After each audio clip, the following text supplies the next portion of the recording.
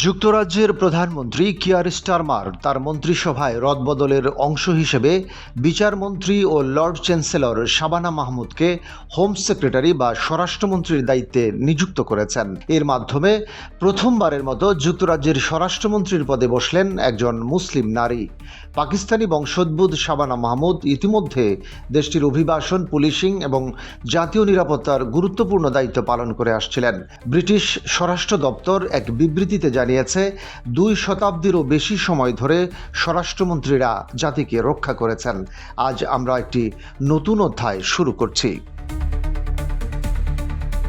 নতুন দায়িত্ব নেওয়ার পর শাবানা মাহমুদ বলেন, স্বরাষ্ট্র সচিব হিসেবে দায়িত্ব পালন করা আমার জীবনের সম্মানের বিষয়। সরকারের প্রথম দায়িত্ব হলো নাগরিকদের নিরাপত্তা এবং প্রতিদিন সেই উদ্দেশ্যেই আমি নিবেদিত থাকব। শাবানা মাহমুদ 1980 সালে বার্মিংহামে জন্মগ্রহণ করেন। তার শৈশবের কিছু অংশ যুক্তরাজ্য এবং সৌদি আরব উভয় দেশেই কাটে। তিনি অক্সফোর্ডের লিঙ্কন কলেজে আইন বিষয়ে পড়াশোনা করেছেন এবং রাজনীতিতে প্রবেশের আগে ব্যারিস্টার হিসেবেও অনুশীলন করেছেন। 2024 সালের জুলাইয়ে তিনি বার্মিংহাম লেডিউডের পার্লামেন্ট মেম্বার নির্বাচিত হন এবং লেবার পার্টির ছায়ামন্ত্রী সভা ও সরকার উভয় ক্ষেত্রেই গুরুত্বপূর্ণ ভূমিকা পালন করেছেন।